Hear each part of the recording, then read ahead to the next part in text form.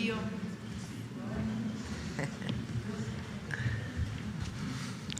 Bueno, el día de hoy, primero siéntense, por favor.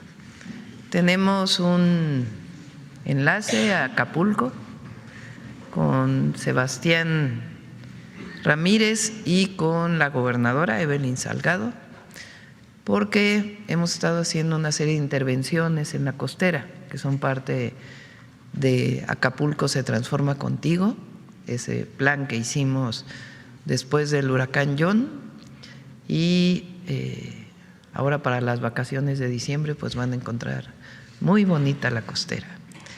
Entonces ellos nos van a platicar de qué se hizo y después pasaríamos un video. Después de eso viene el director del SAT, la secretaria Anticorrupción y Buen Gobierno y la procuradora fiscal. Nos van a presentar de manera breve el avance, digamos, de el pago que tiene que hacer Grupo Salinas a partir de la resolución de la Corte. Queremos que sea muy claro los tiempos y a qué tiene derecho también el Grupo Salinas a partir de la resolución de la Corte, para que todos estén enterados. Es un asunto informativo y lo va a presentar el director del SAT.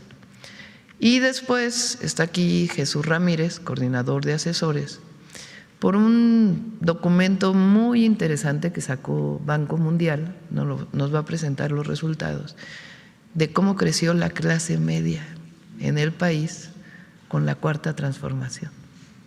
Muy interesante. Entonces, como ven, pues es un día de mucha información y vamos a cerrar, como siempre, con Suave Patria, con Bolmaro. Bueno, vamos primero con el enlace con Sebastián y Evelyn.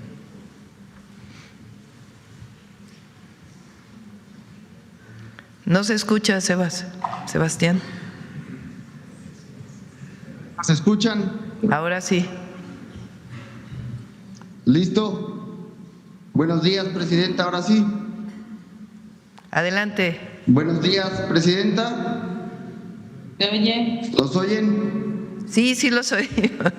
Hola, perdón, listo, gracias. Bueno, pues, aquí está, presidenta, la saluda, está la gobernadora, nuestra gobernadora Evelyn Salgado del estado de Guerrero, la presidenta municipal, el oficial mayor, Alan, el director de Fonatur Infraestructura. Estamos muy contentos el día de hoy porque estamos inaugurando la rehabilitación de la costera Miguel Alemán. Nos acompañan el día de hoy pues distintos representantes de los diversos sectores de Acapulco, de los hoteleros, de los restauranteros, de los prestadores de servicios turísticos, los trabajadores de Fonatur que hicieron esta rehabilitación.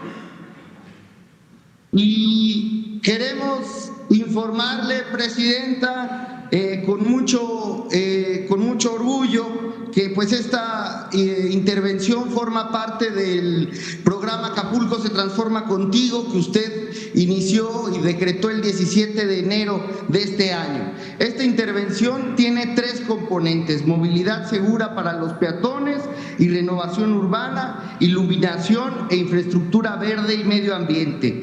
En movilidad segura, presidenta, informarle que se renovaron 2.700 metros cuadrados de concreto hidráulico, se renovaron 13,000 metros cuadrados de banquetas que se encontraban en mal estado y que han sido adecuadas para que personas con discapacidad, adultos mayores y todo tipo de personas con movilidad limitada puedan caminarlas libremente. Se han rehabilitado 2.300 metros cuadrados de guarnición, se renovaron 1.365 metros de baldosas, se instalaron 282 nuevos volardos, 32 nuevos parabuses, se renovó la señalética vertical y horizontal, se establecieron 11 cruces seguros para evitar accidentes viales, se instalaron 34 figuras lúdicas y se sustituyeron 400 metros de drenaje.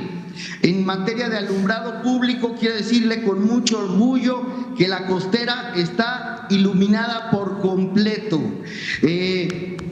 Instalamos 800 luminarias solares que son ecológicas y que se instalaron tanto para el arroyo vehicular como para la banqueta. Y en materia de infraestructura verde, instalamos 125 jardines de lluvia, que son 2.500 metros cuadrados nuevos de área verde. Ahí donde había concreto que estaba de más, se levantó, se puso área verde para favorecer la permeabilidad. Instalamos 9.700 metros de pasto nuevo, 60.000 plantas nativas, 300 árboles y 11 kilómetros de riego automatizado. Presidenta, finalmente recordar que el Marinabús, aquí está nuestro director de la Cipona, que lleva la Secretaría de Marina, ya está funcionando. Diario hace 4 viajes desde el Zócalo a Puerto Marqués, y los compromisos que usted hizo con Acapulco se están cumpliendo. Decirle a la gente, y aprovechamos que la mañanera es muy vista, que es el streaming el más visto del país, para invitar a todo mundo a que venga a pasar sus vacaciones a Acapulco. Acapulco está más que listo para recibir a la gente. Acapulco está de pie y los espera con los brazos abiertos. Muchas gracias, presidenta, y le doy la palabra a la gobernadora. Muchas gracias. Muchas gracias. Muy buenos días, querida presidenta. Le mandamos un fuerte abrazo y un fuerte aplauso. Aquí todos los compañeros de Fonatur, compañeras y compañeros del bello puerto de Acapulco. Estamos aquí en nuestro pulmón verde, en el emblemático Parque Papagayo, y bueno, pues me acompaña mi querido compañero, que es ya muy acapulqueño, Sebastián Ramírez, y a todo el equipo. Un fuerte aplauso a Sebastián. Muchas gracias, Sebastián. Acapulqueño 100%. Y estamos pues supervisando todos los avances que ya ha hecho todo el equipo de Fonatur, la infraestructura pública, todo lo que ya mencionó nuestro compañero Sebastián. Efectivamente, hoy el Hogar del Sol pues brilla con más fuerza que nunca, gracias al extraordinario trabajo que usted está realizando, y también a través del Gobierno de México, de todas nuestras compañeras, de todos nuestros compañeros. Agradecemos también a Fonatur porque hoy contamos con senderos seguros para todas las mujeres, iluminación, accesos de playa remodelados, nuevos espacios públicos, pero aparte son abiertos y gratuitos para todas y para todos. El Marinabús, una nueva imagen urbana de esta zona turística que tantas alegrías nos ha regalado a todas las familias de Acapulco, de México y del mundo. Y desde el Gobierno del Estado, decirle, querida presidenta, que seguimos también trabajando. Hoy tenemos un Parque Papagayo lleno de vida, totalmente rehabilitado, para que lo visiten las familias, para que disfruten de este pulmón verde que es de todas y de todos. Nuestras principales vías, como la escénica, Boulevard de las Naciones, pues han sido rehabilitadas con reencarpetamientos, iluminación, señalética, mobiliario urbano, y recientemente también les invitamos a que conozcan 2 miradores nuevos, maravillosos, que están también aquí en la avenida Escénica. Las colonias también han sido intervenidas. No nada más la parte de la costera, que es muy importante este programa de rehabilitación urbana en la costera, pero también se están interviniendo las colonias, los barrios, tenemos ya 200 murales de gran formato que recuperan pues la identidad de Acapulco. Hemos recuperado también a través del programa Juntos Pintemos Acapulco más de 5,300 viviendas, y hoy, querida presidenta, Acapulco no solo está de pie, sino que Acapulco hoy brilla con una nueva luz, con una luz de esperanza, gracias al apoyo incondicional de su gobierno, a su solidaridad y a su cariño por este puerto maravilloso. A todos los que nos ven, porque ya lo comentó Sebastián, que hay que aprovechar el espacio, a todas y a todos los que nos ven, que están en diferentes ciudades o incluso países, les decimos: vengan a Acapulco, no pasen frío, ya no estén pasando más frío, vengan aquí donde está el clima maravilloso,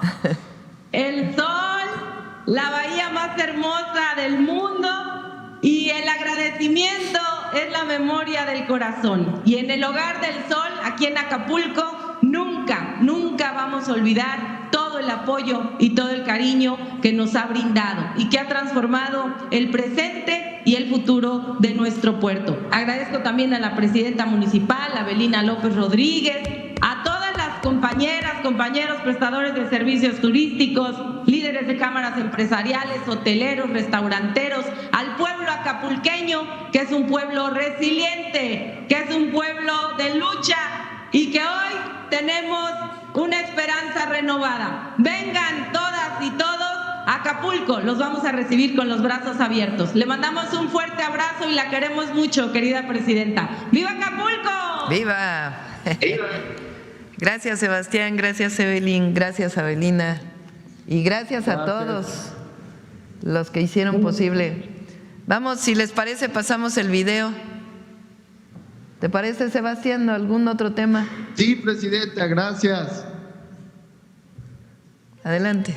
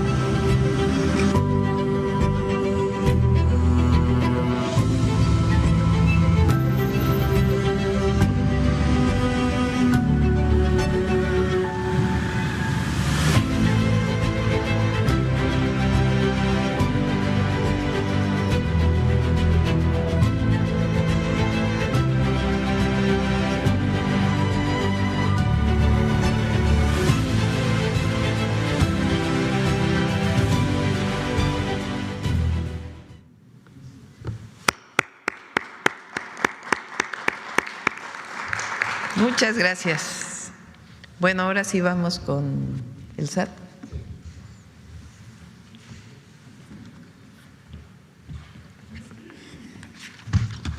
Muchas gracias, presidenta.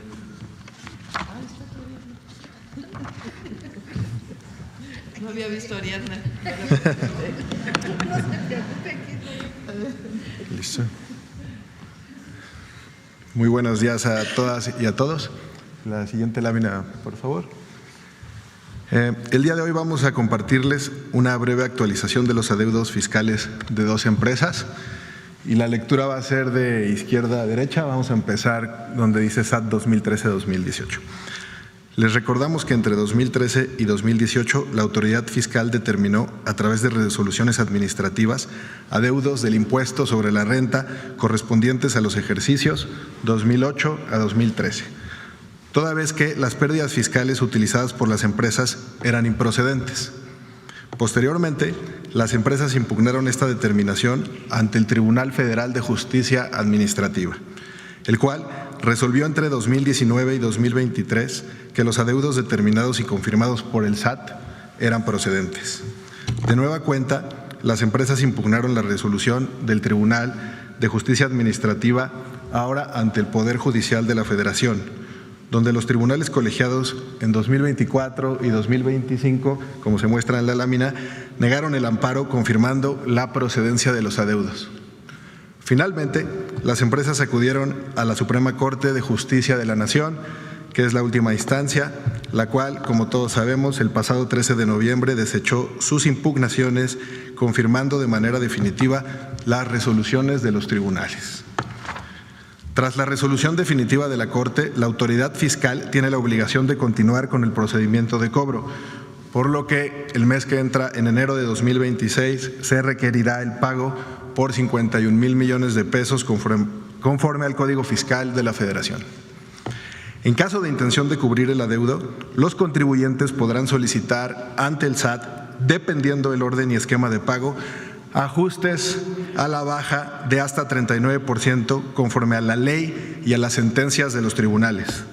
Ahora bien, es importante mencionar que de conformidad con el artículo 31, fracción cuarta de nuestra Constitución, es obligación de todas y todos contribuir a los gastos públicos de manera proporcional y equitativa como disponen las leyes, por lo que invitamos a estas empresas a realizar los pagos correspondientes. La siguiente lámina. Gracias.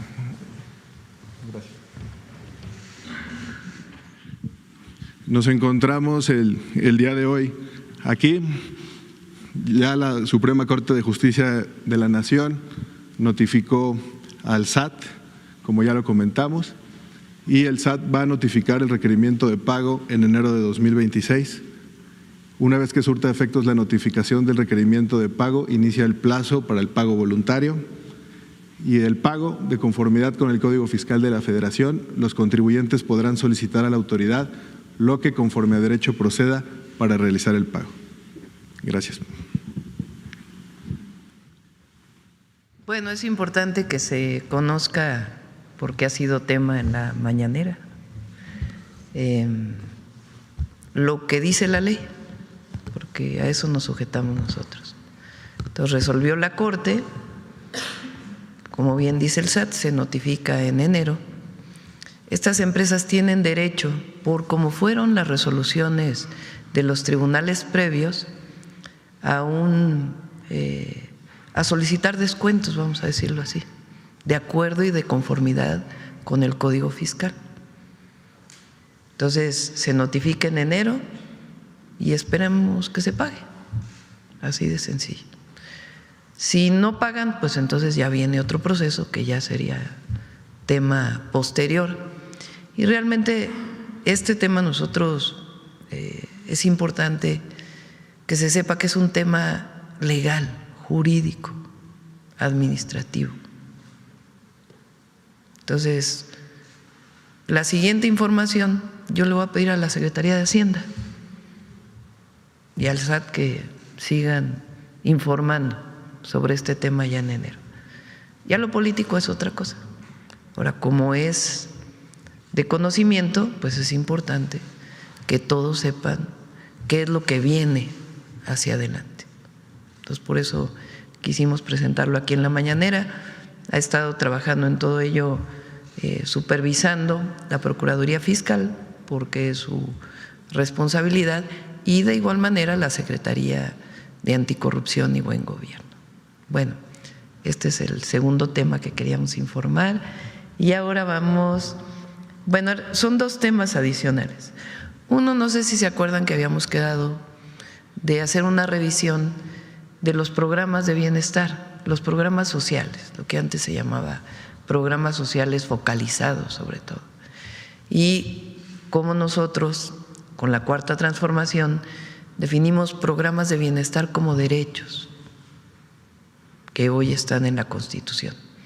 Eso nos lo va a presentar de manera breve Ariadna, y después pasamos a lo de Jesús, a cómo ha aumentado la clase media en México con la Cuarta Transformación. Adelante. Muy buenos días a todas y a todos. Vamos a platicar de cómo era la política social y cómo es la política de bienestar. Adelante. Gracias. Tenemos 10 grandes diferencias para encuadrar con mucha claridad lo que antes sucedía y lo que hoy se hace como una política de Estado. En primer lugar, pues en el lado izquierdo de la lámina tenemos los programas o las estrategias que se implementaron sobre todo en el periodo neoliberal. Tenemos lo que era Solidaridad con Salinas de Gortari, Progresa con Ernesto Zedillo, Oportunidades, los dos gobiernos del PAN con el presidente Fox y Calderón, y Prospera con el presidente Peña. Lo enmarcamos porque aunque eran dos partidos distintos, pero actuaban de la misma manera. Y cómo ahora se conduce esta política que, insisto, es una política de Estado. En primer lugar, era una política asistencial.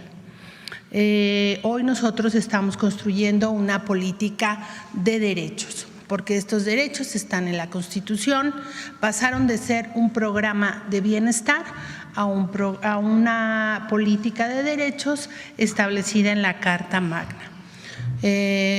Otra gran diferencia muy importante es que los pueblos indígenas históricamente habían sido olvidados y hoy con la política de bienestar son, primero tienen un reconocimiento, como ya conocemos en la Constitución, pero no solamente como sujetos de derecho, sino como comunidades también sujetos de derecho, y les hemos dado la atención prioritaria frente a todos los demás. Pasaron de ser beneficiarios, como lo eran antes en la política pasada, a ser sujetos de derecho. Esto es muy importante porque vamos fortaleciendo la capacidad del pueblo de también exigir sus derechos, y por eso es tan importante que esté en la Constitución. La estrategia de programas focalizados en realidad era una estrategia de discrecionalidad política y electoral. Y lo que se definió como una política en los programas de bienestar es que tiende a ser universal. Ya son universales las pensiones, las 3 pensiones de adulto mayor, de las mujeres y de discapacidad, y también las becas, estamos caminando hacia ello. Porque en el pasado, pese a que hoy cuestionan de otra manera, era lo que sucedía. Y bueno, nosotros que venimos del movimiento y trabajar siempre en el territorio, pues éramos los que conocíamos cómo se operaban esos programas. Por eso la focalización no construye derechos, por el contrario. Y hoy tenemos políticas que tienden a ser universales, y no todos los programas lo son, pero tienden a ser universales y resolver problemas concretos. Las dádivas eran condicionadas, se entregaban despensa, cemento, varilla, cosas en especie que eran negocios de los funcionarios públicos, y hoy se genera un ingreso básico para las familias. Por eso es muy importante no solamente la dimensión de los programas, sino la cuantía de los montos individuales y la inversión social que se realiza año con año en los programas de bienestar. También se entregaban los recursos o las cosas a través de las organizaciones sociales o civiles, y hoy eso se terminó. Desde el 1 de diciembre del 2018, entonces el presidente López Obrador emitió un comunicado para que todo el gobierno tuviera un trabajo directo con el pueblo y no con intermediarios. Se acabaron los intermediarios y hoy las personas se registran a su programa, reciben su tarjeta de bienestar y cada bimestre o cada periodo se les entregan sus recursos, y hay esta relación directa del gobierno con el pueblo. También todo en este tiempo creo que era la base fundamental de lo que creían los neoliberales, es que todo estaba sujeto al mercado. Y nosotros consideramos que las comunidades deben actuar como sujetos de derecho y por lo tanto exigir lo que en derecho les corresponde. Ya se acabó ese esquema en donde los derechos eran una mercancía, así lo vimos en la salud, en la educación, que nuestra presidenta fue defensora de la educación pública y gratuita, y hoy estamos construyendo también ciudadanía desde otra lógica. Tenemos programas donde el pueblo ejerce los recursos, como este año el Fondo de Infraestructura a los Pueblos Indígenas, la escuela es nuestra, la clínica es nuestra, de tal manera que las comunidades también construyen sus derechos. Cambiamos el pago en efectivo, que era complicado, costoso, operativamente complejo, a tener una tarjeta a través del Banco del Bienestar que nos permite dispersar los recursos con toda transparencia. Y bueno, también algo muy importante, todos los programas estaban desarticulados. Cada programa funcionaba de manera individual, tenía su área administrativa, su área operativa, generando costos superiores. Y hoy hay una estrategia integral de los programas que coordina personalmente la presidenta, pero tenemos un gabinete de bienestar donde nos coordinamos entre todos. Y entre otras cosas, la Secretaría de Bienestar funciona para apoyo operativo y llegar a los últimos rincones del país, no solo los programas que tenemos en bienestar, sino en general todos los programas. Estas son las 10 grandes diferencias, digamos, como hemos enmarcado nuestras diferencias con el pasado y con el presente. Ahora tenemos ejemplos concretos de cómo esto se ha materializado en beneficio de la gente. Adelante. Esta es la historia de la pensión de adultos mayores, que siempre he dicho que está muy ligada a la historia de la lucha por la transformación, porque cuando el presidente fue jefe de gobierno, entonces el licenciado Andrés Manuel, él estableció la pensión en el año 2001 y en ese tiempo todo el mundo, la derecha, la oposición, cuestionó esta decisión, ¿no? Y hemos visto muchos videos donde el entonces presidente Fox decía que no le diéramos recursos a los flojos, que se iban a quebrar las finanzas de la ciudad, y no, pues nuestra ciudad está de pie y siempre muy bien. Después de criticar la implementación de estos programas, en el 2007, con la llegada de Calderón y la falta de legitimidad a su gobierno, porque llegó a través de un fraude electoral, implementan la pensión. La copian, pero la copian mal, porque no es universal, se entrega a muy pocos en comunidades pequeñas, de menos de 2.500 habitantes, y se excluye a pensionados y jubilados con el argumento de que ellos tenían una pensión, pero esa pensión es producto del trabajo de ellos mismos, no es un programa del gobierno. A la llegada del presidente López Obrador en el 2018, pues esto cambia, la pensión se vuelve universal, es decir, se integra a todos los que no eran parte de esta pensión y se cumple un compromiso muy importante, que se duplicaría el monto de la pensión. Y bueno, hasta ahora que se mantienen los programas, en el 2024 el pueblo decidió la continuidad de la transformación y el compromiso muy trascendental de nuestra presidenta es que continuaran los programas y se fortalecieran como está sucediendo. Adelante. Y este es un ejemplo de cómo la inversión social para el monto individual de cada derechohabiente ha cambiado. En el 2018 esta pensión tenía 1,160 pesos de entrega bimestral. Hoy estamos llegando a 6,200 pesos en este diciembre y ya nuestra presidenta anunciará en su momento los incrementos de los programas. Adelante. Y esta es una gráfica de cómo sucedió en el sexenio de Calderón, el sexenio del presidente Peña y cómo ha sucedido en estos 7 años de gobierno de la transformación. Desde el inicio de la pensión se entregaban 1,000 pesos bimestrales. El gobierno de Calderón nunca lo incrementó, fue lo mismo, siempre fue el mismo monto. El presidente Peña incrementó a 160 pesos, eso fue lo que incrementó. Y bueno, después ya con los gobiernos en la transformación se ha incrementado esta pensión 5,040 pesos hasta llegar a 6,200. Adelante. Y esta otra gráfica también refleja pues la disposición a invertir en el pueblo.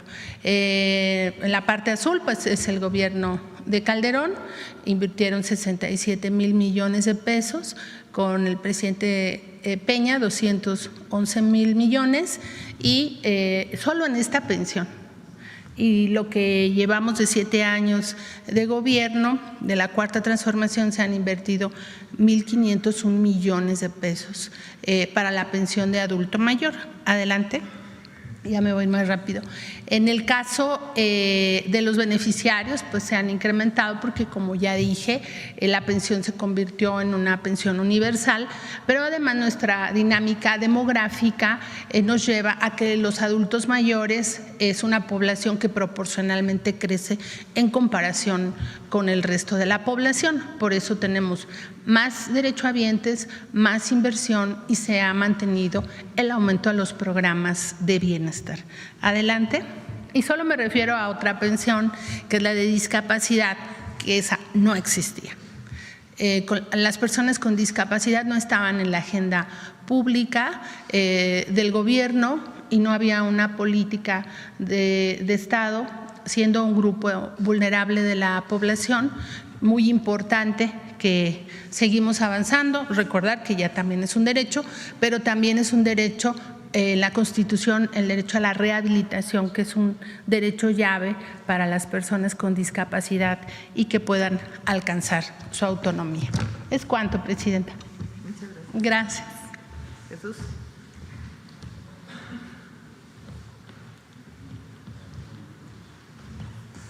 Muy buenos días. Con permiso, Presidenta. Bueno, como resultado de la política social y de la política económica de este gobierno, que acaba de explicar la parte social, la Secretaría de Bienestar, pues presentaremos unos datos del Banco Mundial que dio a conocer en su último informe sobre pobreza y equidad, donde, la siguiente lámina, por favor, destaca el resultado en América Latina del crecimiento de la clase media y señala que México y Brasil son los países donde más creció la clase media. Este dato es importante, se ha dado énfasis en el resultado de la política económica y social de los gobiernos de la Cuarta Transformación, del presidente Andrés Manuel López Obrador y hoy de la presidenta Claudia Sheinbaum, de cómo se ha reducido la pobreza en más del 13%, y eso es una reducción histórica. Pero aquí encontramos un dato también histórico, que es el aumento de la clase media como no se había dado nunca en nuestro país.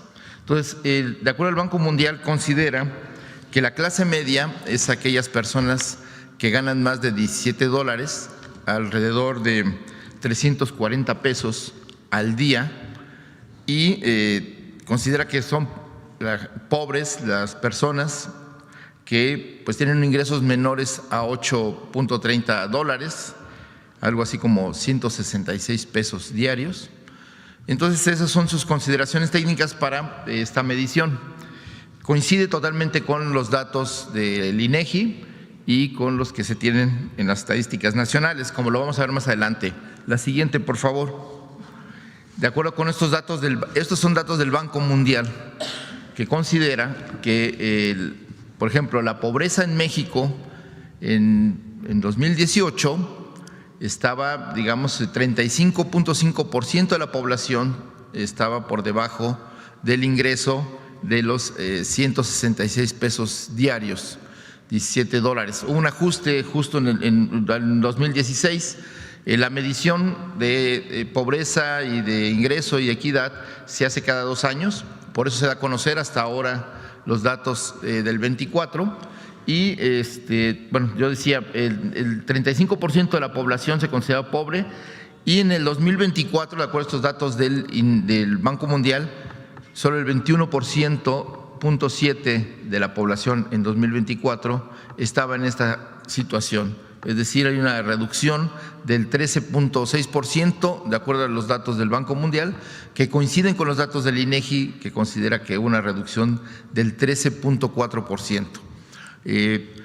Aquí lo interesante, que es el dato que no se conoce, que no se destaca y que queremos aquí dar a conocer a la opinión pública nacional, al pueblo de México y a la opinión pública internacional, en el sentido de que esta política económica y social también ha tenido beneficios en otros segmentos de la población y destacadamente el crecimiento de la clase media, que según el Banco Mundial pasó en 2018 del 27.2% de la población al 39.6%, es decir, aumentó 12.4% la clase media en México. Recordemos que son aquellas personas que ganan más de 340 pesos, $17, y que están consideradas como que no alcanzan a ser ricos, pero que tienen satisfechas todas sus necesidades, no tienen ningún tipo de de rezago social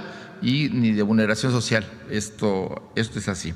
Si consideramos las estadísticas del INEGI, que es la siguiente lámina, podemos ver que coincide precisamente los datos, es decir, para el INEGI en la última medición, el 29% de la población es ahora, pobre, pero viene de una consideración de que en 2018 el 41.9% de la población se consideraba pobre. Entonces, esta reducción ha sido muy importante, más de 13 millones de personas dejaron de ser pobres, y aquí pues 12 millones de mexicanos de 2018 a 2024 pasaron a formar parte de la clase media. Y este dato queremos destacarlo porque también la política económica pues ha mejorado las condiciones de vida de estas personas, no solo sacó de la pobreza a estos 13 millones de personas, sino también pudo, elevar las condiciones de vida de otro segmento de la población que hoy no tiene, vulnerabilidades sociales, que puede, satisfacer sus necesidades, la canasta básica, sus necesidades familiares, sin necesidad de ayudas sociales o de transferencias. Esto también tiene como consecuencia el hecho de que esta política, de haber invertido en la base de la pirámide, como se ha señalado aquí en diferentes ocasiones, también ha tenido un resultado virtuoso en la economía, es decir, han mejorado las ganancias de las empresas, han mejorado las ganancias de los bancos, en fin, ha tenido una consecuencia económica pues de todo positiva, y que pues aquí lo está constatando una instancia internacional, el Banco Mundial, no solo son datos nacionales, y por eso queremos presentarlo aquí para, esto también cambia la imagen que se tiene de que solo la política de la Cuarta Transformación pues está enfocada a un sector de la población, el sector más vulnerable, el sector más pobre, y aquí estamos viendo que la consecuencia es que favorece al conjunto de la sociedad y a todos los sectores, teniendo como resultado el aumento de la clase media de manera histórica. Aquí queremos destacar que en esta gráfica se muestra este cruce donde el sector de las personas que viven por debajo de la pobreza, por primera vez en la historia de México, son menos que la clase media. O dicho de otra manera, la clase media por primera vez en México, el número de personas, el porcentaje de la población es mayor que el de la clase media por mucho, por más de 12 puntos. Entonces, esto es algo histórico, y que podemos ver en la siguiente gráfica cómo la estadística internacional del Banco Mundial coincide con la del INEGI para aquellas personas comentócratas, gente que no cree en lo que se está haciendo, pues aquí coinciden tanto la estadística nacional, a veces dicen que se mueven las estadísticas nacionales para ajustarlas a los objetivos del gobierno, y aquí se muestra cómo una instancia internacional como el Banco Mundial constata que efectivamente el aumento de la clase media en este caso y de la reducción de la pobreza pues está de acuerdo en las proporciones de la estadística nacional. Solo aclarar que en el caso del INEGI no mide la clase media, sino considera a la gente no vulnerable como parte de la estadística. Y aquí, pues, el 42% de la población hoy en día, pues, no tiene problemas, digamos, económicos, puede satisfacer sus necesidades, y ahí está considerado, pues, un porcentaje muy pequeño de la gente más rica del país, pero que pues en el caso del del Banco Mundial no considera. Por eso hay una diferencia ahí de 3 puntos, pero esa, pues, es la minoría de las personas que tienen mayores ingresos en nuestro país. Por eso, pues, solo queríamos destacar y presentar estos datos. Creemos que contribuyen al debate nacional sobre el modelo económico que está innovando en la Cuarta Transformación y del mejoramiento del conjunto de la sociedad mexicana de acuerdo a esta política. Muchísimas gracias. Con permiso.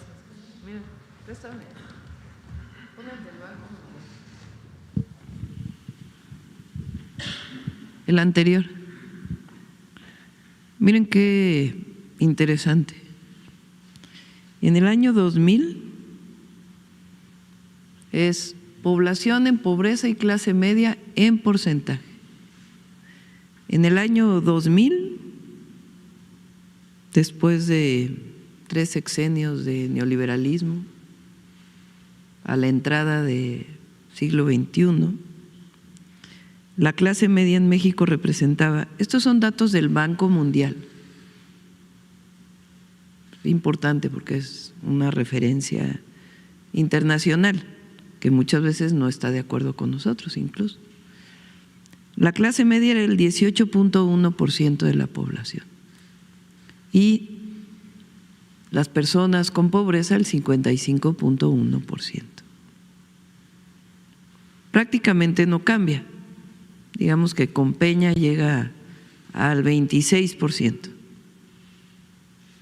Perdón, aquí, al 27.2%. La pobreza y la clase media, perdón, este es pobreza 35.3% y clase media 27.2%. En el 22, recuerden que aquí fue la pandemia, una caída del 8% del Producto Interno Bruto y pues mucho sufrimiento, no solo por cuestiones de salud, sino también por la economía, es algo que vivió el mundo entero, por el cierre de los negocios derivado de la pandemia. Y después, en 2022, de acuerdo con el Banco Mundial, es la primera vez porque desde aquí se mide, no se tiene atrás. Es la primera vez que en México hay más personas que están reconocidas como en clase media y menos personas en pobreza. Y luego viene el brinco del 2024. Fíjense, comparen esto con esto. Esta es la brecha. Y ahora no. Claro que queremos que haya todavía menos personas en pobreza. Pero miren cómo cambió. Hay más gente que tiene pues las principales necesidades resueltas, ya no hay vulnerabilidad, le llama el INEGI, frente al 21.7%, de acuerdo al Banco Mundial. ¿Qué fue lo que ocurrió en México? Se llama Cuarta Transformación, se llama gobierno humanista, se llama economía moral, programas de bienestar, derechos, no programas asistencialistas, sino derechos.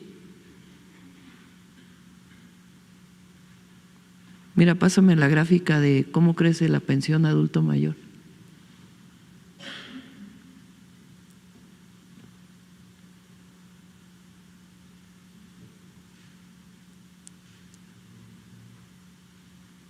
Se construye una nueva política social de bienestar, de derechos, Miren aquí, justo, del 22 al 24. Prácticamente se duplica la pensión adulto mayor. Bueno, de 3,850, pero en el 2022 a 6,000 pesos por persona. Y luego pásame el salario mínimo, que no la trae Ariadna ni Jesús, pero la tenemos por ahí.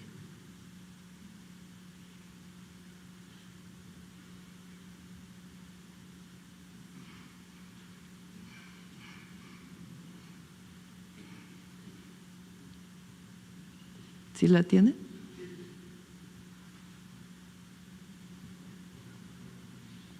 Ahí está. Del 22, 197 pesos, al 24, 260 pesos diarios. Vean el brinco.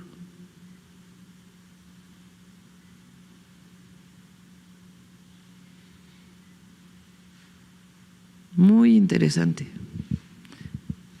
Eso es por el bien de todos, primero los pobres. Esa es en esencia la transformación del país. Hoy hay en México más familias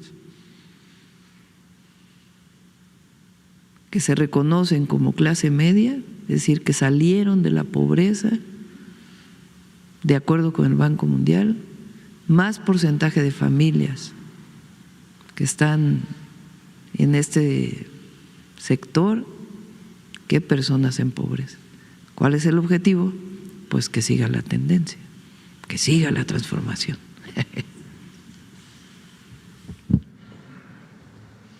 Bueno, ahora sí, preguntas del tema. A ver, vamos a ver, Carlos, por acá.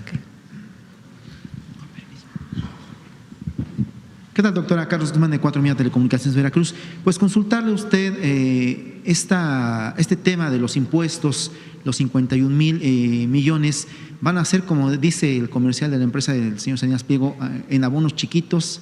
¿O cómo va a ser el tema del pago?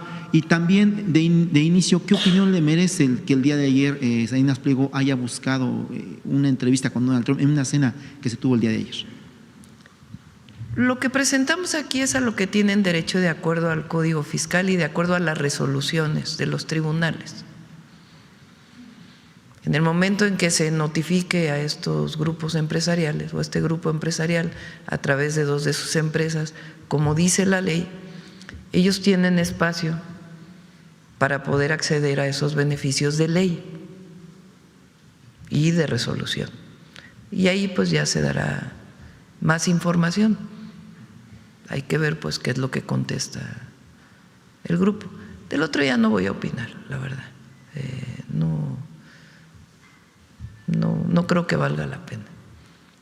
Yo creo que la gente lo que tiene que conocer es que son adeudos que vienen desde el 2008, que hay resoluciones judiciales, que hoy se llegó a la última instancia. Y es importante porque ha sido un tema público que por parte del SAT se diga públicamente pues qué es lo que viene y a qué tiene derecho. Y la verdad, ojalá paguen, la verdad, que en el momento que se notifique pues viene el proceso de ver de acuerdo, ¿cómo dice ahí? ¿Cómo dijiste, Antonio? Con la gráfica. Dice, en caso de intención de pago podrá solicitar ajustes conforme a las sentencias de los tribunales, dependiendo del orden y esquema de pago, porque así dice el código. Entonces ya en su momento pues ya se verá en enero cuando se notifique. Estos 51,000 millones, ¿para qué podrían servir? Aprovechando que está la Secretaría del Bienestar, ¿para cuántos programas sociales podrían beneficiar? Pues, por ejemplo, la pensión Mujeres Bienestar tiene el próximo año 59,000 millones. Claro, depende. También podemos aumentar las becas se va a utilizar para la gente. Segundo tema que quiero consultarle, doctora, pues este tema de los impuestos que se aprobaron en el Congreso de la Unión para países que no tienen tratado comercial con nuestro país ha generado varias cuestiones. Entre ellas, el día de ayer leíamos que la India está buscando un acuerdo, una solución con México por ese intercambio comercial que se tiene, básicamente de medicamentos. Es consultarle si se está trabajando esto con la Secretaría de Economía, con Marcelo Ebrard a la cabeza, o qué es lo que se está trabajando al respecto, doctor. Es conjuntamente Relaciones Exteriores, por tratarse de la relación con otros países, y la Secretaría de Economía. La decisión del Senado, finalmente, a propuesta nuestra, nosotros hicimos una propuesta y ahí dijimos, bueno, que se abra un espacio de trabajo, sobre todo con los pequeños y medianos empresarios, porque muchos de ellos o de ellas utilizan muchos insumos que vienen de otros países con los que no tenemos tratado comercial. Entonces, lo que no queremos es ni provocar inflación, o sea, de que aumenten los precios producto de estos impuestos, ni tampoco generar un problema de que ya no se vayan a producir algunos productos en México porque traen insumos de estos países con los que no tenemos tratado. Entonces hizo una mesa de trabajo y de la propuesta original a la propuesta final cambió bastante gracias a ese proceso. Y nosotros pues estuvimos totalmente de acuerdo porque ese era el objetivo. De ahí, de todas maneras, la Secretaría de Economía tiene distintos esquemas en donde puede poner pues distintos esquemas que tiene la ley para poder reducir estos impuestos o poner tiempos, en fin, otras consideraciones. Todo dentro del marco de la ley. No hay nada que sea subjetivo, alguna ocurrencia. Y en el caso de la India, en el caso de China, en el caso de Corea del Sur, que son los que más se han acercado, hay mesas de trabajo para pues ver bajo qué condiciones. En el caso de los medicamentos, ahí no hay impuestos, aunque nosotros sí queremos aumentar la producción de medicamentos en México, que es parte de otras acciones que estamos haciendo. Con esos países que menciona, China y especialmente Corea del Sur, ¿se buscaría un tratado o un acuerdo comercial? Porque es diferente uno y otro. Pues no sé si es un tratado, un acuerdo comercial, algún esquema. Nosotros no queremos enemistarnos con ningún país, con ningún pueblo, con ningún gobierno. Lo que buscamos pues siempre es el desarrollo nacional dentro de un plan que nos fijamos, que le llamamos el Plan México, que este año inició dando algunos resultados, aún con la situación internacional. Por ejemplo, por primera vez en el sector textil, después de varios años, empezó a cambiar un poquito la curva en términos de la disminución de importaciones y aumento de la producción nacional. Y así como eso estamos trabajando en otros sectores. Y ya iremos informando también pues de estos diálogos que se tiene con todos los países, cómo va mejorando y poniéndose en marcha el Plan México. Y ya antes de terminar, consultarle también, este fin de semana va a ser un recorrido el domingo en lo que es la estación Lechería hacia lo que es la parte del AIFA del interurbano. Es consultarle si después del recorrido se definirá la fecha ya de inauguración de lo que es este tren, que acortaría mucho la distancia entre lo que es la parte del AIFA y lo que es la terminal de Buenavista. Consultarle justamente este tema y una más. Sí, está. Hoy vamos a dar el banderazo de salida a varios equipos de repavimentación en el oriente del Estado de México. Saliendo de la mañanera vamos para allá. Mañana vamos a estar en Querétaro. Se va a inaugurar una nueva planta de ciclo combinado de gas natural de la Comisión Federal de Electricidad. Vamos a ir a ver el avance del tren México-Querétaro, entre otras visitas que vamos a tener. Y el domingo, en efecto, vamos al recorrido por primera vez de la estación Lechería a el Aeropuerto Internacional Felipe Ángeles. Está terminada prácticamente la obra civil. Quedan algunos puentes peatonales a las estaciones que no se podían hacer porque había algunos conflictos sociales, ya están resueltos. Entonces, en realidad solamente queda eso pendiente y queda pendiente todo el periodo de señalización y pruebas, que por ejemplo en el caso de el Toluca Observatorio, queríamos inaugurarlo este diciembre, todavía las pruebas están llevando un tiempo y va a ser hasta enero, la parte de Santa Fe Observatorio, pero va muy adelantado. Es difícil poner una fecha cuando se trata de pruebas y señalización. Lo que queremos es que ocurra el primer trimestre del 2026 y obviamente que para el Mundial ya esté listo, para que quien aterrice en el AIFA pues pueda venir en tren hasta Buenavista. Y ya para finalmente consultarle, en abril pasado, en la parte de Milpalta, lo que es Tecómitl y lo que es San Juan Ixtayopan, fue muy sonado un caso de una joven que se llama Fanny Martínez Zúñiga, que el 22 de abril desapareció en la parte de Tecómitl hacia Tetelco, iba a pagar su renta, pero esta chica desapareció. Su hermano es un artista gráfico muy connotado, incluso hizo un mural muy grande en San Juan Ixtayopan. Usted conoce lo que es este parque de las ánimas que está pegado a Tulyehualco. Nos llamó mucho la atención a mi esposa Mine y a mí justamente el caso, y queremos consultarle si es que hay algún avance de esta investigación, si conoce el caso, si le puede preguntar a la jefa de gobierno en qué va este caso. Es una chica que no tenía mayor tema, una estudiante de Derecho que fue, le comentaba, a pagar su renta, si no me recuerdo, a Tetelco, y ahí desaparece. Ese mural es muy grande, incluso ha sido motivo de varios reportajes. No sé si nos pueda comentar algo, doctor. Vamos a preguntarle al Gabinete de Seguridad y a la Fiscalía General de Justicia de la Ciudad de México para que nos puedan dar información. Claro que sí. Bueno, vamos con otras preguntas. A ver, por acá. A ver aquí la compañera.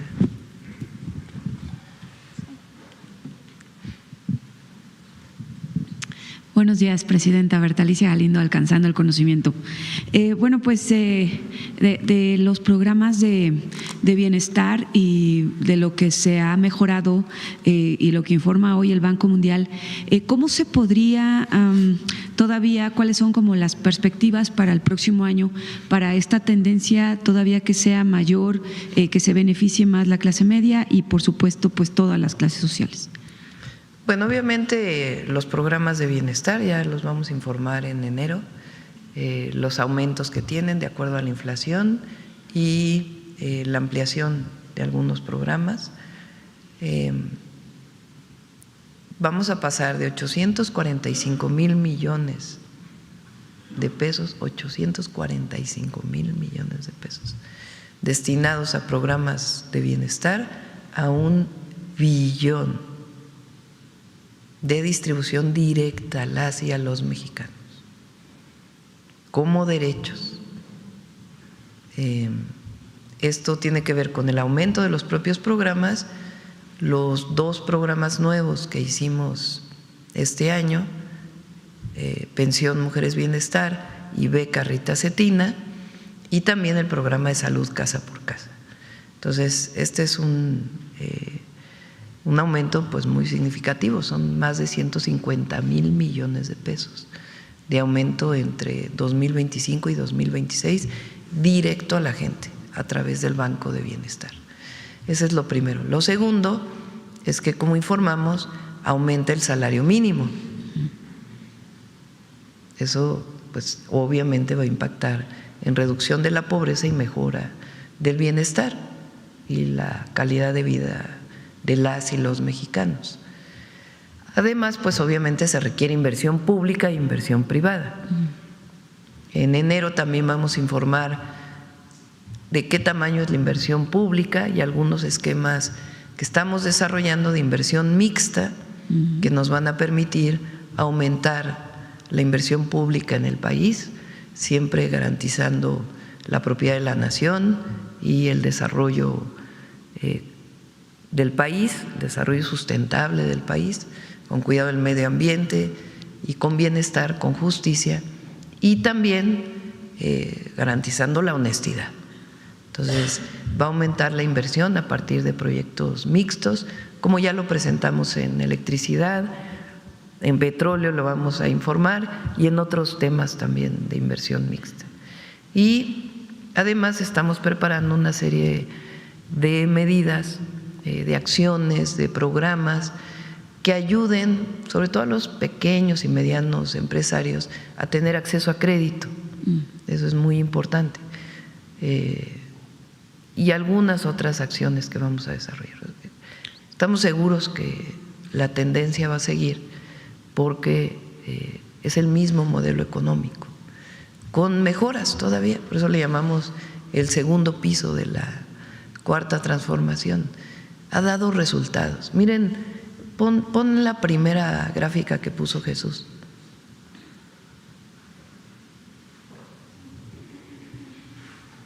Es el país de América Latina que más aumentó la clase media. Miren Argentina, Perú, Ecuador, Uruguay, Honduras, Paraguay, Costa Rica, Brasil y México. Pero además, como bien decimos, se trata de prosperidad compartida, porque puede haber crecimiento económico, pero si esa generación de riqueza solo queda en unos poquitos, pues no hay distribución y no le toca al que menos tiene. Por eso el por el bien de todos, primero los pobres, lo que demuestra es que es en efecto por el bien de todos y de todas en el país. Entonces, esto es prosperidad, es justicia social, es desarrollo, es bienestar. Y al final, lo que decía Morelos, se gobierna por la felicidad del pueblo. Y este es el resultado de 7 años de transformación. En ese mismo sentido, con los planes que tienen de inversión pública-privada, de pues hacer muchas más cosas, ¿podría bajar el índice inflacionario y ya evitar menos recortes en la tasa de interés? No lo creemos. Ayer el Banco de México disminuyó todavía más la tasa, qué bueno, porque eso ayuda a la inversión. Ha hecho muy buen trabajo, la verdad, el Banco de México, con su gobernadora, se llama al frente, Victoria. Fueron cautos de si el año que entra van a seguir bajando, pues porque están esperando a ver el tema de la inflación, pero si vemos la inflación, aunque tuvo un ligero aumento en el último mes, pues en realidad es menor que la que había. A ver si tienen por ahí la gráfica de la inflación, ahora la ponemos. Pero en realidad está controlada la inflación. Por eso esta idea de que si aumentan los salarios, aumenta la inflación es falsa.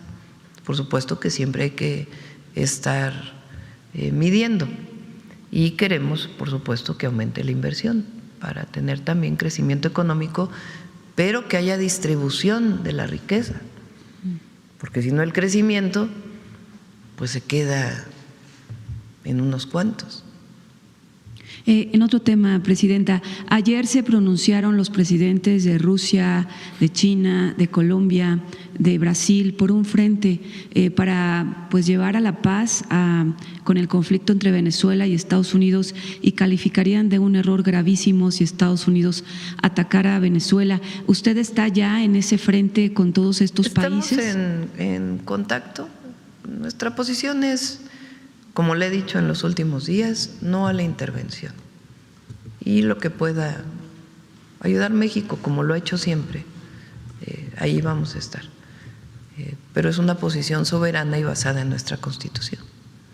Y por último, en el TEMEC se ha mencionado que Estados Unidos en esta revisión tiene más de 54 puntos con México, lo mencionó también el primer ministro Matt Carney. ¿Nos podría decir algunos de estos puntos? Lo he mencionado varias veces, incluso aquí el secretario de Economía lo ha dicho. Ellos le llaman barreras no arancelarias al tratado, que van desde temas complejos, como algunos temas que ellos consideran en relación a la producción de energía eléctrica, por ejemplo, hasta la situación de la empresa Calica, así, otros menores. Lo que es muy importante es que ya hay un acuerdo en todos los puntos, en todos. Se trabajó con todo el gabinete y, por supuesto, manteniéndonos con nuestros principios. Y lo mejor para México, se ha buscado en algunos casos encontrar puntos medios y en otros casos pues sencillamente ellos han entendido que no podemos avanzar más. Entonces se ha avanzado prácticamente en todos los puntos, en los 54, no prácticamente, se avanzó en los 54 y eso pues nos pone en una mejor posición para la revisión del tratado, que repito, es muy interesante, lo han retomado poco los medios, valdría la pena. Lo que declaró el embajador Greer relacionado con el tratado comercial, el TEMEC. Entonces, somos muy positivos, soy muy positiva, muy optimista para el próximo año, la verdad. Hemos estado trabajando mucho y sobre todo optimista porque el pueblo de México siempre nos saca adelante. Una última, del glifosato.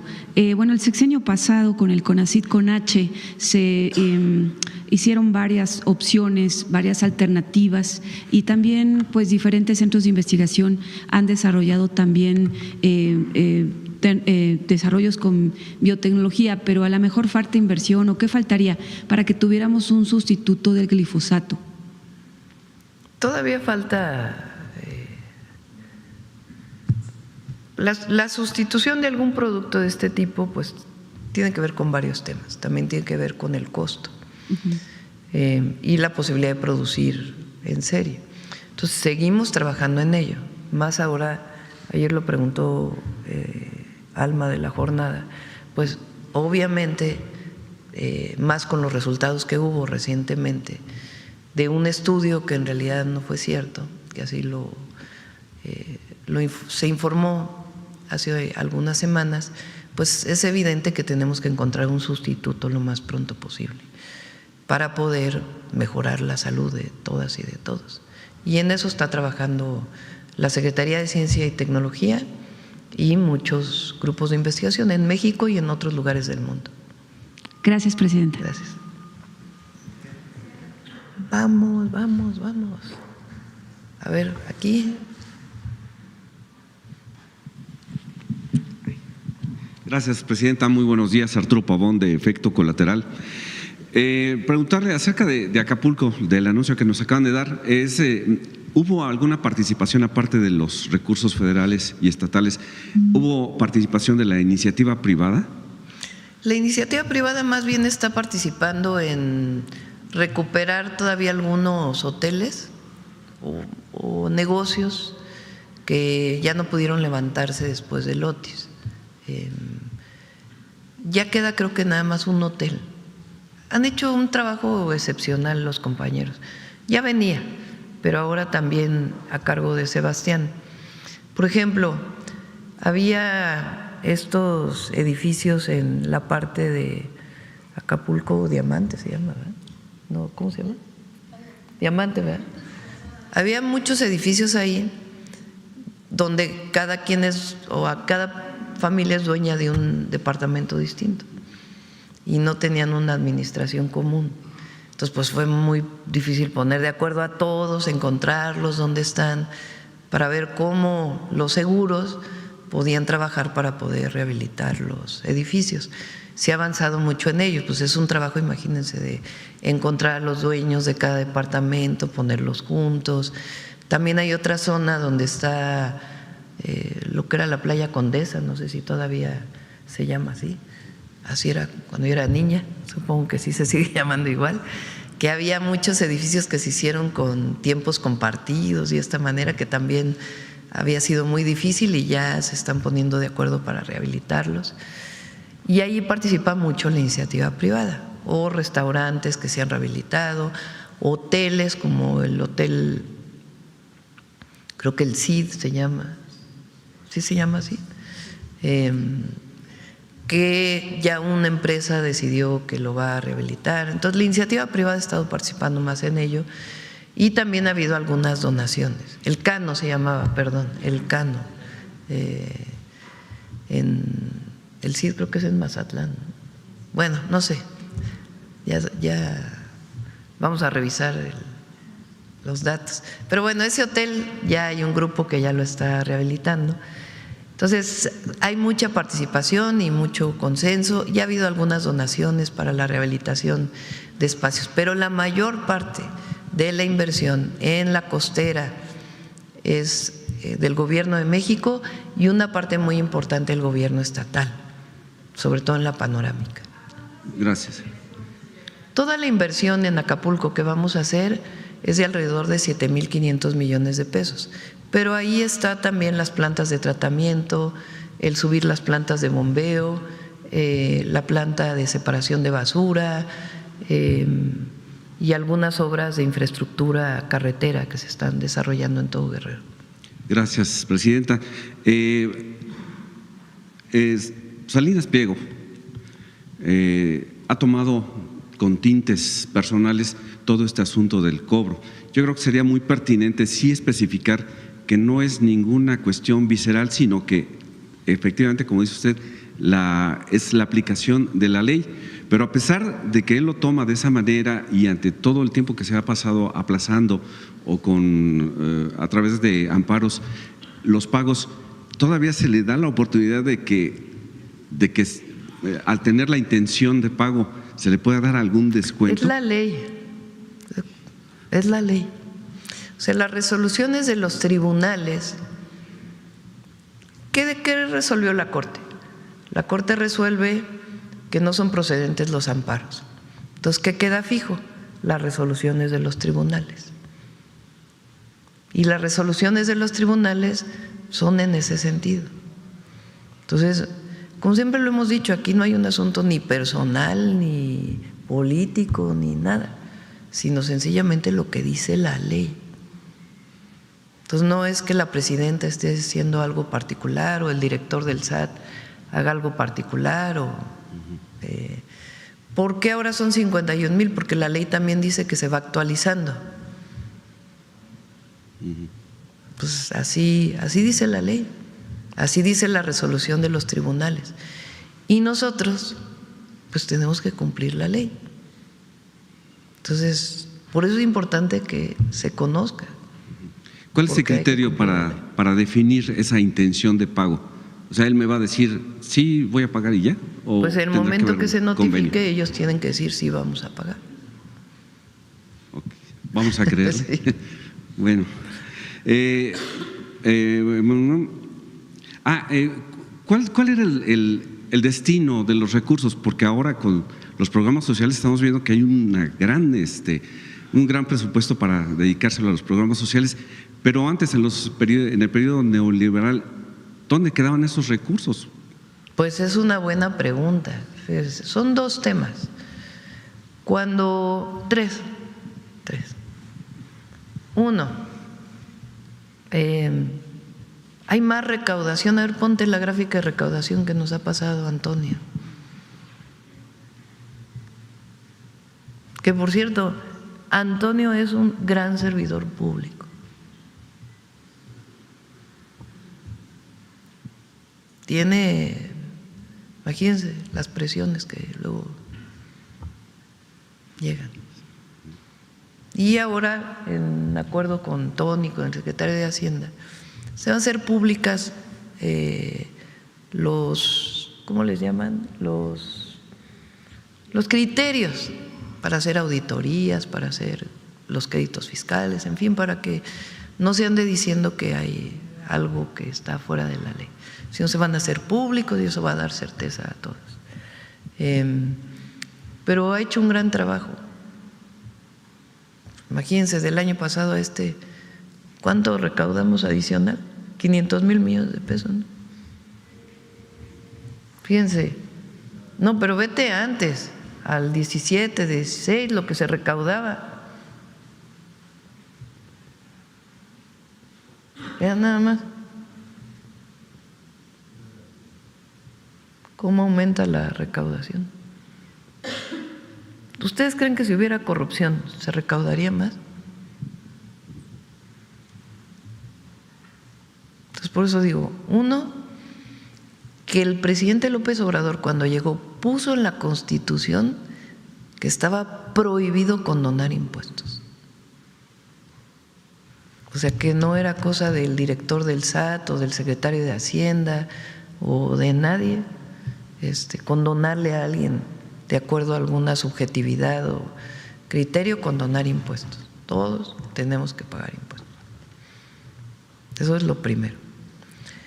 Lo segundo, la honestidad en la recaudación. Aquí está Raquel Buenrostro, que fue directora del SAT en su momento, hoy secretaria de Anticorrupción, otra gran servidora pública, que generaron un esquema distinto. Este es el impuesto, pues hay que pagarlo. Y la verdad, la mayoría de los empresarios, hay que decirlo, han cumplido, la gran mayoría. Y si hay una controversia respecto a alguna definición que haya hecho el SAT, hay un espacio siempre para recibir en el marco de la ley. Entonces, no se condona. Segundo, no hay corrupción. Por más que quieran decir que hay corrupción, esto sería imposible, la recaudación, si hubiera corrupción. Y lo tercero, pues es que se destinan de manera transparente y clara los recursos a dónde van. Pero además había otra política. La política era ayudar al de arriba. Pues ahí está el rescate bancario, el rescate carretero. Entonces, ¿a quién se apoyaba? A muchas empresas que en la época del FOBAPROA, que más fue totalmente oscuro y discrecional, cómo se distribuyeron aquellos recursos después de la crisis del 94. Y se rescató a los de arriba, nunca se rescató a los deudores, a los de abajo, a la gente que debía dinero. La gente perdió todo, porque de la noche a la mañana le aumentaron los intereses y sus deudas. No se decidió apoyar al deudor de abajo, se decidió apoyar al de arriba, y además con mucha corrupción y oscurantismo en el proceso. Ahora es distinto, es lo que se recauda, ¿a qué va? Programas de bienestar, educación, salud.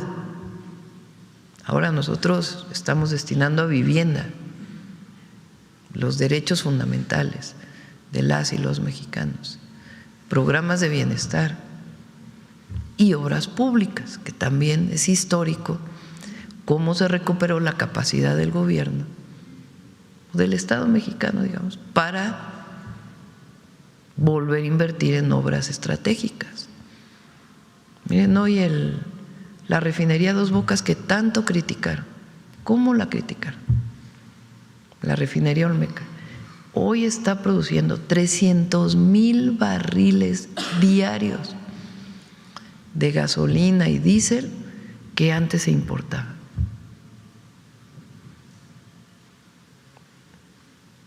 ¿No será una obra estratégica? Claro que sí. Entonces, sí hay un cambio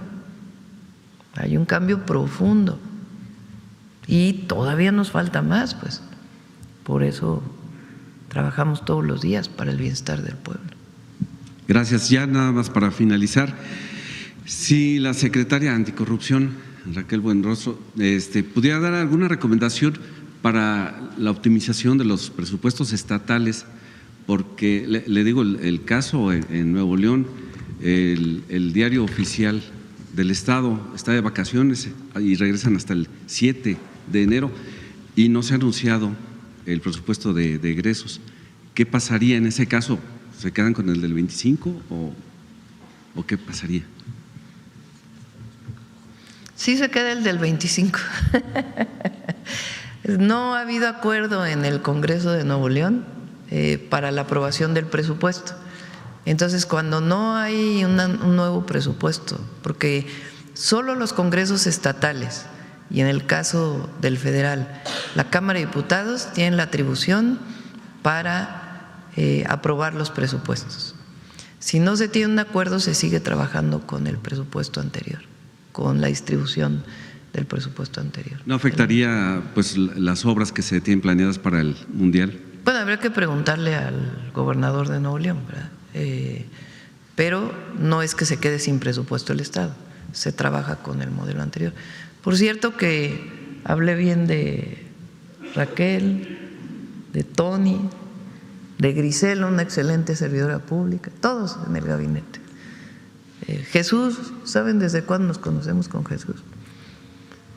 Desde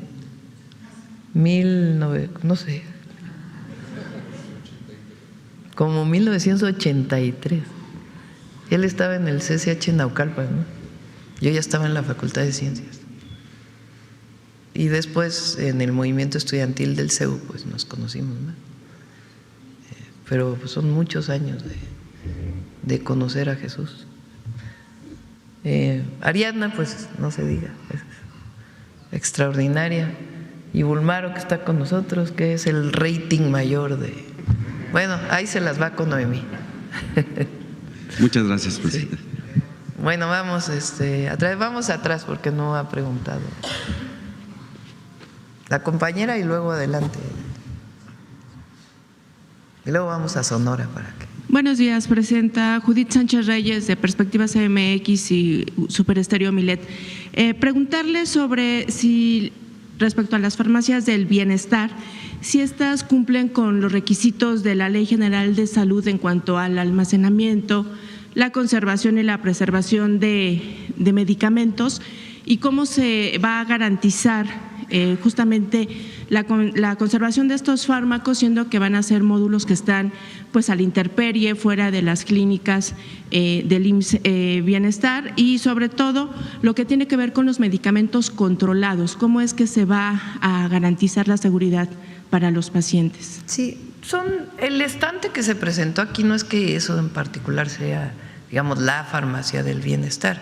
Es un estante que distribuye medicamentos para el programa Salud Casa por Casa, y le llamamos, en el marco de todo el esquema de distribución de medicamentos, particularmente para Salud Casa por Casa, digamos, todo el proyecto integral es farmacia del bienestar, porque tiene que ver desde la receta de la enfermera en el domicilio, el adulto mayor, hasta ya ir a recoger el medicamento en el centro de salud o en las tiendas del bienestar.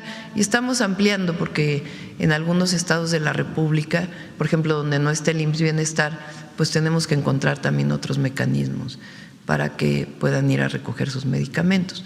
Son una serie de medicamentos, no son todos los medicamentos, son los que están asociados a Salud Casa por Casa, y están determinados por la Secretaría de Salud y por expertos, como lo hemos dicho, y tienen que ver principalmente con el control de la diabetes y la hipertensión, principalmente para los adultos mayores, aunque hay algunos medicamentos adicionales.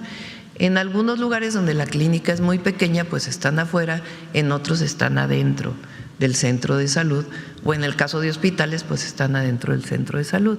Están garantizados quien distribuye los medicamentos, porque así debe ser, por COFEPRIS, y tienen todas las condiciones de sanidad que se requieren. Presidente, justamente, ¿por qué si esta dinámica forma parte de este programa de Casa por Casa? ¿Por qué no se implementó la manera de que se les pudiera otorgar este tipo de medicamentos, digamos, básicos, quizá los más especializados, para atender a esta población? Pues ellos sí pudieran ir a las farmacias, pero si van ya los médicos a las casas a checar la salud de estas personas, de este sector de la población, ¿por qué no se hace la entrega de medicamentos? Inicialmente pensamos que esa podía ser la opción y no la hemos acabado de descartar. El problema es que tiene su dificultad la distribución de los medicamentos.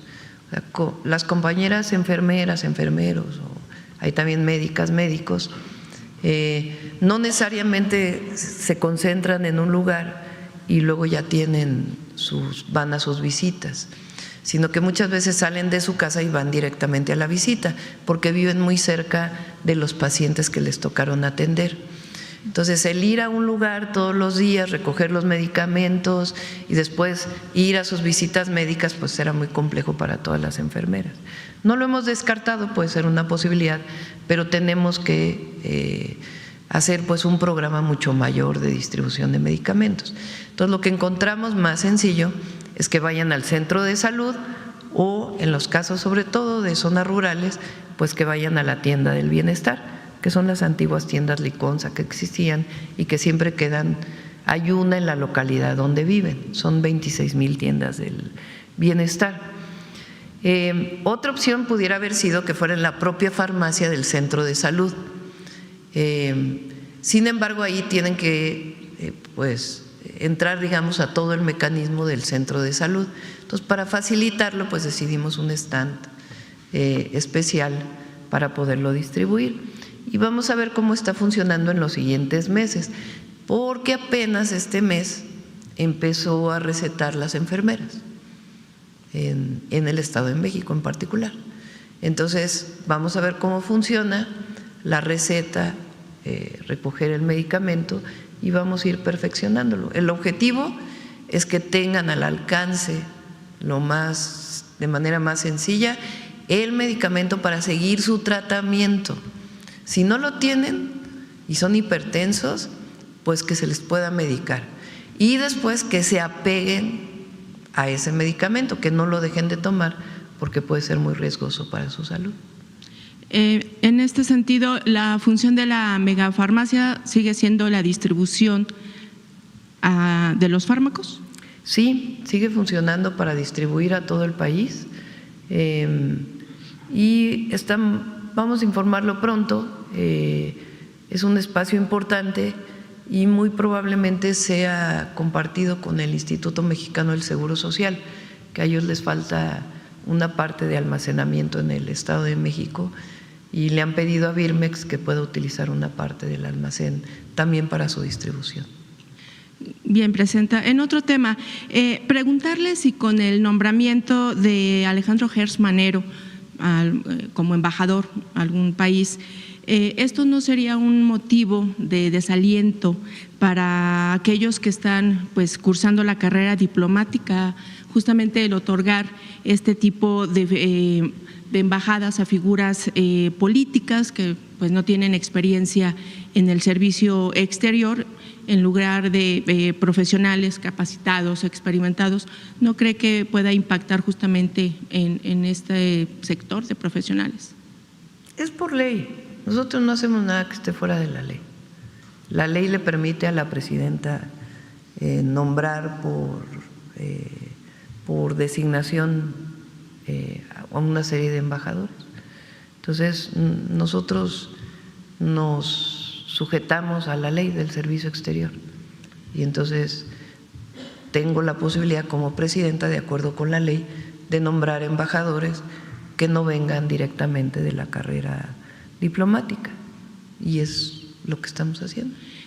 Y hay, la gran mayoría de los embajadores y embajadoras vienen de la carrera diplomática, de lo que marca la Secretaría de Relaciones Exteriores. Pero hay otra parte de embajadores que no tienen justamente este perfil. Pero lo han hecho muy bien, para empezar. No hay nadie que lo haya hecho mal. Y segundo, está en la ley. La presidenta puede hacer uso de esa atribución que le da la ley para poderlo hacer. ¿Qué decisión o qué la orilló a proponerle esta embajada al fiscal? Pues un reconocimiento por el trabajo que ha hecho y un acuerdo entre los dos de que él le interesaba irse a una embajada. Y lo va a hacer muy bien. Esta decisión, esta propuesta, ¿se la hizo usted a través de una carta, una llamada, una reunión? Sí, en una reunión se lo planteó. Bien, Presidenta. En otro tema, ya usted ha dado su postura acerca de la entrega del Premio Nobel de la Paz a María Corina. No había yo tenido la oportunidad de preguntárselo en su momento, pero yo quisiera preguntarle, más allá de la posición ideológica, ¿No considera usted un momento importante para las mujeres en lo que tiene que ver en la esfera política? Obviamente todos estoy de acuerdo en que las mujeres avancemos, pero también hay otras consideraciones. Por ejemplo, en la elección del 24, pues éramos 2 mujeres las que competíamos, más un hombre. Pues hay diferencias, ¿no? Políticas, de visión, pero éramos 2 mujeres. Cuando Josefina Vázquez Mota fue candidata del PAN a la presidencia de la República, pues yo no voté por Josefina. ¿Qué año fue eso? 2012, ¿verdad? 2012. Voté por el licenciado López Obrador. Diga, ¿no debería de haber votado por una mujer? Pues no. Claro que qué bueno que haya mujeres en más espacios y siempre vamos a impulsarlo, pero hay otras consideraciones también. Bueno, cuando doña Rosario Ibarra de Piedra fue candidata, y miren que la admiraba muchísimo yo, pues yo decidí votar por el ingeniero Cuauhtémoc Cárdenas, por consideraciones políticas también. Entonces, no todo es género, también hay consideraciones. Entonces, por eso dije, tampoco quiero entrar en mucho debate, por eso dije, sin comentarios.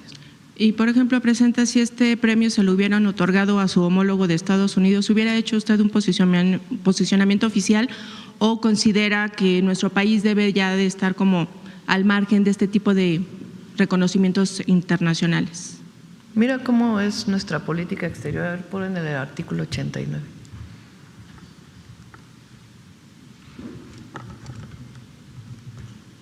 Ya cuando sea el caso, ya.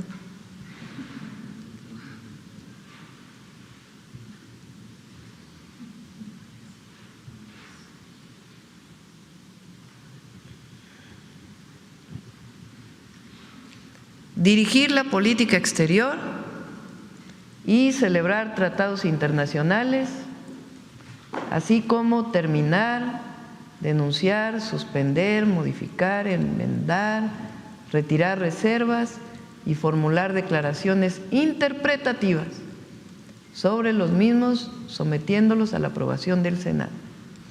En la conducción de tal política, el titular del Poder Ejecutivo observará los siguientes principios normativos: la autodeterminación de los pueblos, artículo 89 de la Constitución, lo que deben hacer todos los presidentes o presidentas de México, sin excepción, porque es la Constitución, además de que es por convicción, como lo digo. La autodeterminación de los pueblos, la no intervención. A ver, presta el micrófono.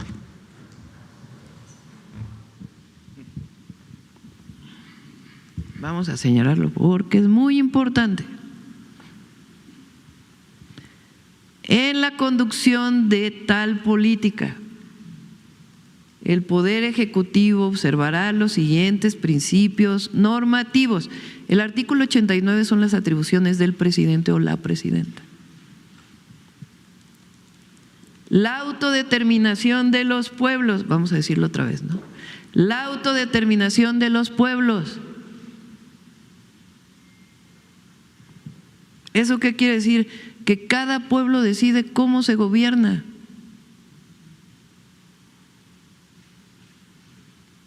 La no intervención, otra vez, la no intervención, la solución pacífica de controversias, la proscripción de la amenaza o el uso de la fuerza en las relaciones internacionales, la igualdad jurídica de los estados. Todos los estados somos iguales, aunque sea un país chiquito o un país grandote. La cooperación internacional para el desarrollo, el respeto, la protección y promoción de los derechos humanos y la lucha por la paz y la seguridad internacionales.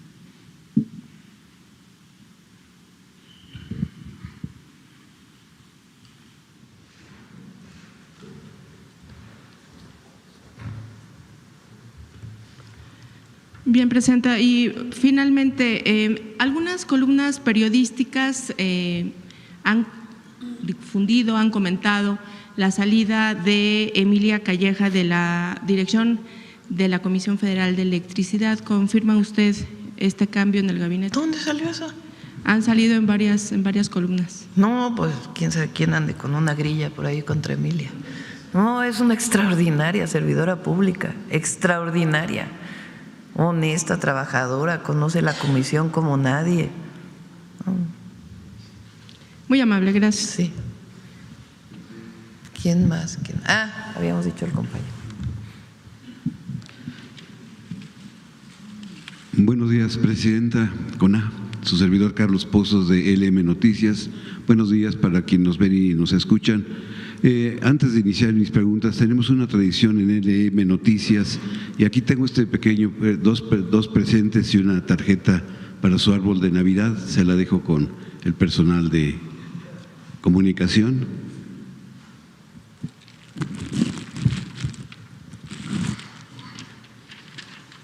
Quedó bonito, por cierto, el árbol de Navidad que pusieron aquí. Tiene esferas como de juguetes mexicanos. Muy bonito. Y bueno, de trompos, de yoyos. Y decirle que también ya está en circulación el billete de la Lotería Nacional para el sorteo magno del 24, que son más de 200 millones de pesos para la asistencia pública. Es el promotor de… Presidenta, inicio con Bolivia. Con mi primera pregunta. En la pasada, pues este tema no se ha tocado mucho en este ejercicio de comunicación circular, y en la pasada 30ª Conferencia de las Naciones Unidas sobre el Cambio Climático, la COP30, llegó a su fin con una polémica omitiendo al principal causante del calentamiento global, que son los combustibles fósiles.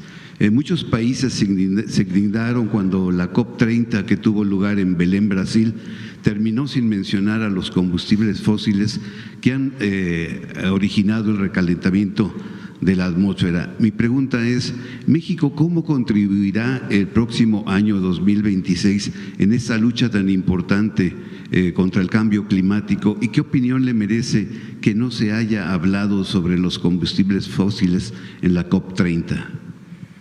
Ayer presentamos, presentamos hace unos días, el martes, ¿no? Lo que va a hacer CFE el próximo año. Son 3 plantas de ciclo combinado, o 4, ¿no? 4 plantas de ciclo combinado, que es gas natural, pero la mayoría de las plantas son de fuentes renovables de energía o utilizan energía solar y eólica. Entonces, con ello CFE está cumpliendo los compromisos de ir aumentando las fuentes renovables de energía. Está el programa Sembrando Vida, que captura carbono por sembrar árboles y otros árboles maderables, no solamente, y árboles frutales. Es un programa importantísimo para reducir la contribución de México a las emisiones de gases de efecto invernadero. Y hay que ir en el mundo disminuyendo los combustibles fósiles, que son los que causan principalmente el calentamiento global. Y el que no se haya hablado sobre los combustibles fósiles, ¿qué opinión le merece? Vamos a traer a Alicia, para que ella estuvo en la COP, para que pueda platicar cómo se dieron las discusiones, cuáles fueron las resoluciones, si les parece. Sí, Presidenta. Como segunda pregunta, ante la revisión del Tratado Trilateral con Estados Unidos y Canadá, donde la fecha pactada es a más tardar el 3 de enero del 2026, cuando se deba de entregar al Congreso de Estados Unidos un informe con su evaluación y sus recomendaciones y la postura respecto de extender el TECMEC. La propiedad intelectual tiene una importancia central en la renegociación de este tratado trilateral. Es un capítulo robusto y detallado, la relevancia radica en la protección a la propiedad intelectual, que es considerada esencial pues para fomentar la innovación, la creatividad y la inversión. Nosotros sabemos que el secretario Marcelo Ebrard trabaja con el doctor Santiago Nieto, que él es el titular del Instituto Mexicano de la Propiedad Intelectual. Quisiera ver si es posible que él pudiese estar en este ejercicio de comunicación para que nos explicara la importancia de la propiedad intelectual en la revisión del tratado trilateral que ya está próximo pues a presentarse estas resoluciones, y preguntarle, Presidenta, si usted coincidiría con el Consejo Coordinador Empresarial, quien propone extender por un periodo de 16 años a partir del 1 de julio del 2016 pues este tratado trilateral. Lo que viene ahora, de acuerdo con lo que dice el propio tratado, es una revisión, no una renegociación. Eso dice el tratado. Por supuesto que el gobierno de los Estados Unidos, desde que entró el presidente Trump, pues ha planteado una política económica en donde ha puesto aranceles o tarifas, como les llaman ellos, impuestos a todas las importaciones o las importaciones desde la perspectiva de Estados Unidos.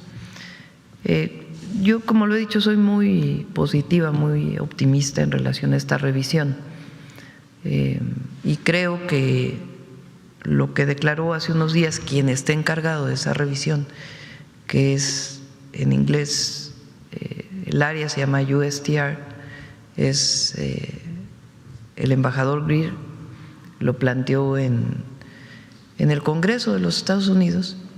Él dijo: ha sido muy bueno el tratado, pero hay que revisar algunos temas, más o menos en pocas palabras. Es bastante larga su intervención, y eso pues nos da una visión, y además las pláticas que hemos tenido de que vamos por buen camino, y la economía mexicana va a estar bien en el 26. Ya si son 26 años, 16, 10, 30, pues ya es parte de lo que se tendrá que trabajar con el gobierno de Estados Unidos y Canadá. Gracias, Presidenta. En este ejercicio de comunicación circular, en días atrás una compañera le preguntó sobre que Cabeza de Vaca había sido nombrado representante del PAN para América del Norte, y usted pues ya fijó su postura. El martes 9 del mes en curso, el diputado Sergio Gutiérrez Luna y diputados de Morena, junto con Humberto Prieto, él es presidente del Congreso de Tamaulipas, presentaron una denuncia ante la Fiscalía General de la República acusando a Cabeza de Vaca de huachicol fiscal en su gobierno. Mi pregunta es en otro sentido. Quisiera saber qué opinión le merece cuando el pueblo de Tamaulipas exige justicia y que Cabeza de Vaca pues regrese lo robado, y que el Congreso local pues no solo haya interpuesto una denuncia, sino también un libro con firmas apoyando esta solicitud de devolución de lo robado de Cabeza de Vaca. ¿Cuál es su opinión? Pues ahí está el Instituto Nacional para devolver al pueblo lo robado, para que, si así lo decide. Bien, finalmente, Presidenta… Tiene que responder la Fiscalía, a ellos le corresponde. Ok, finalizo con esa pregunta. En esta recta final del 2025, México vive un momento clave en su historia, pues se está poniendo el segundo piso de la cuarta transformación. Yo quisiera preguntarle, al término de este año, en un balance o en un corte de caja, le pregunto qué se debe consolidar ahorita, qué considera que se debe de consolidar para el próximo año, y preguntarle si usted hace la tradición de las 12 uvas, ¿cuáles serían sus deseos para el próximo 2026? Lo más importante para nosotros es nuestro origen, destino, objetivo es el pueblo de México, su bienestar. Y en ese sentido trabajamos siempre. Por supuesto que tiene que consolidarse, apenas son 7 años de la transformación. El próximo año vamos a dedicar tiempo a la inversión pública de manera muy importante. Vamos a seguir dedicándole tiempo importante al tema de seguridad, que siempre debe ser nuestro objetivo, y a los derechos sociales del pueblo de México, humanos por supuesto, pero es educación, la garantía del sistema de salud, la vivienda, los programas de bienestar. Y yo soy muy positiva. Y ya las 12 uvas, pues ya es la familia, el prójimo, la naturaleza, la patria, y después pueblo, pueblo, pueblo, pueblo, pueblo, pueblo. Muchas gracias, presidente. Gracias. Vámonos.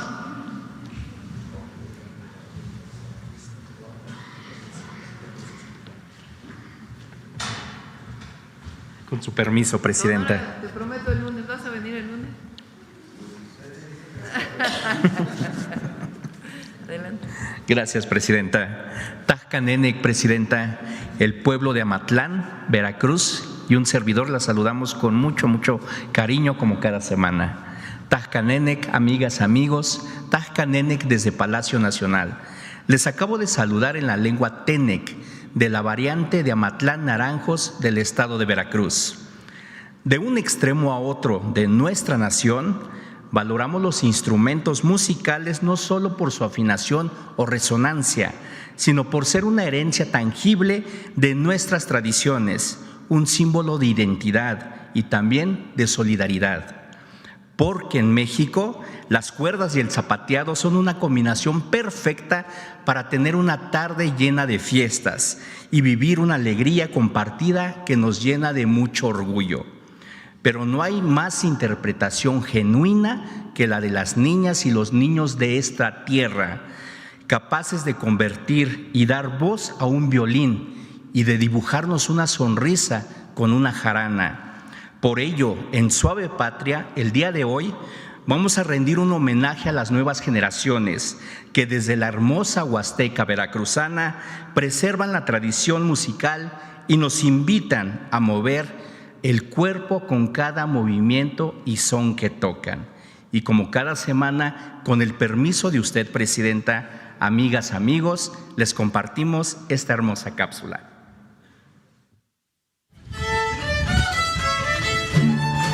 En la Huasteca veracruzana hay una tradición viva expresada en la música, la danza y la poesía. Se trata del ensamble comunitario Cuitol Tenec, en el que cerca de 50 niñas, niños y adolescentes de 7 a 17 años preservan la música huasteca gracias a las enseñanzas de sus maestros y miembros de la comunidad. Tiene su sede en el Centro Cultural David Celestinos, en la comunidad de Amatlán, Veracruz.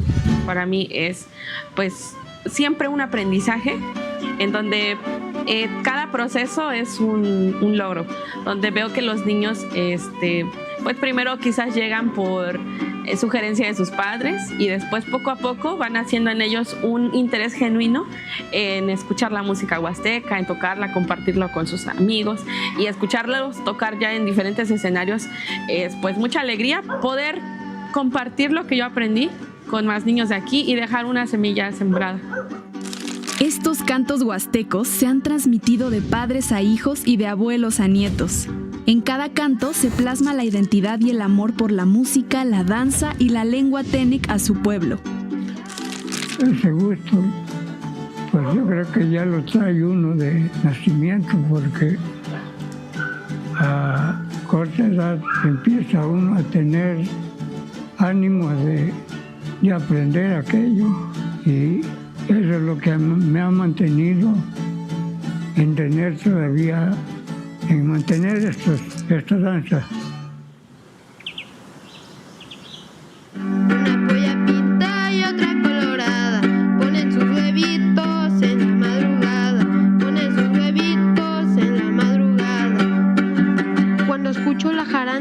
el violín y la quinta, me siento muy emocionado porque es como si la música cobrara vida y nos llevara a un lugar mágico.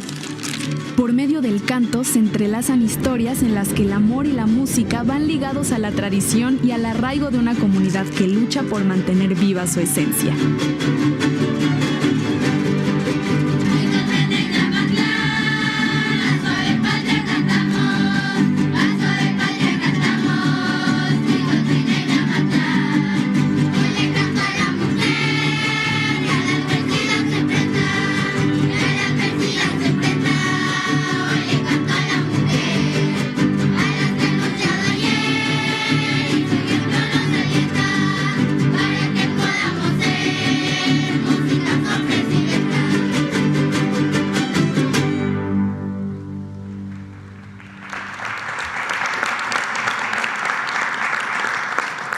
Como vimos en la cápsula, los ensambles comunitarios no son más que un grupo de niños con amor y con cariño. Implica también compartir la música, escucharse, cuidarse y entenderse mutuamente, pues cada compás exige una atención el uno al otro. Y este es un vínculo que no depende de un parentesco, sino del amor por nuestros semejantes. Por eso, en Amatlán, Naranjos, Cuitol Tenec celebra algo muy nuestro, la capacidad de hermanarnos a través de nuestras tradiciones. Por eso se dice que la música huasteca se aprende como se aprende a hablar. Antes de leer y escribir, una niña o un niño ya sabe escuchar, responder y, por supuesto, producir música que acaricia nuestros oídos. Así que aunque no hablemos todos la misma lengua, la música revela nuestra expresión y nuestra esencia. Sin traducción, la dignidad y el orgullo que todas y todos tenemos por México. Halvinsich. Abrazos a todas y a todos. Gracias. Gracias. Gracias.